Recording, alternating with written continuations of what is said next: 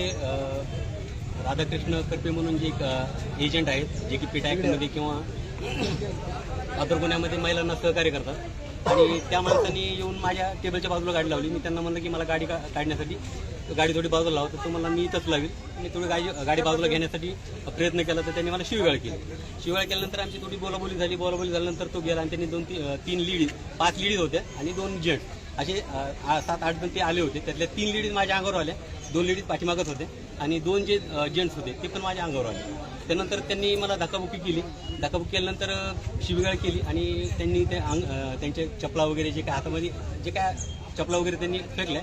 आमचे साळवे साहेब म्हणून एक आहेत आणि आमचे एजंट जे गायकवाड साहेबाचे पी कुलकर्णी म्हणून आहेत, त्यांना पण थोडीशी हानमार झाली त्यामुळे धराधरी करताना.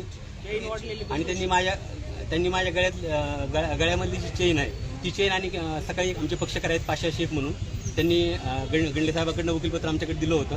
तर त्या वकीलपत्राची फीस म्हणून त्यांनी मला 10,000 रुपये दिले होते. ते माझ्या वरच्या खिशामध्ये होते. तर जे काही लेडीज आहेत त्यांच्या झटपणी पण त्यांनी माझ्या गळ्यातली चेन आणि खिशातले 10,000 रुपये जे की शर्टची खिसा फाटून त्यांनी माझ्या खिशातले 10,000 रुपये आणि गळ्यातली चेन हे दोन्ही घेऊन गेले. तर त्याबाबत आम्ही पूर्ण बार कंप्लेंट देण्यासाठी आलो होतो. बांगर साहेबांना आम्ही कंप्लेंट दिली.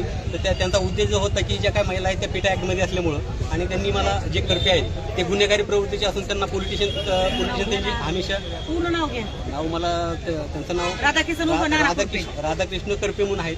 तर ते पोलीस पण हॉस्पिटलशी कनेक्ट असल्यामुळं त्यांनी माझ्यावरती गुन्हा म्हणजे कंप्लेंट केली असं साहेबांचं म्हणणं नाही. अजून काही FIR फाडलेलं नाही, परंतु आम्ही त्यांना ह्यासाठी निवेदन देण्यासाठी आलो होतो की जी काही कंप्लेंट आहे ती खोटी आहे.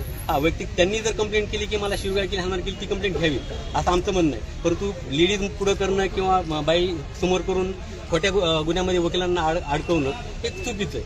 तर याबाबत आम्ही पोलीस साहेबांना बोललो. त्यांनी सांगितलं की आम्ही सखोल चौकशी करून त्याबाबत योग्य तो निर्णय आणि FIR दाखल करतात.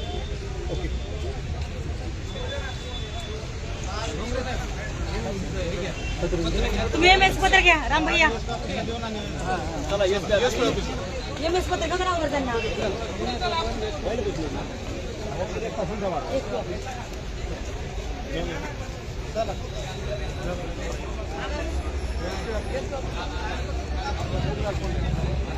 ते राधाकृष्ण करपे म्हणून जे एक एजंट आहेत जे की पेटा ॲक्टमध्ये किंवा अदर गुन्ह्यामध्ये महिलांना सहकार्य करतात आणि त्या माणसांनी येऊन माझ्या टेबलच्या बाजूला गाडी लावली. मी त्यांना म्हणलं की मला गाडी काढण्यासाठी गाडी थोडी बाजूला लावा, तर तो मला मी इथंच लावेल.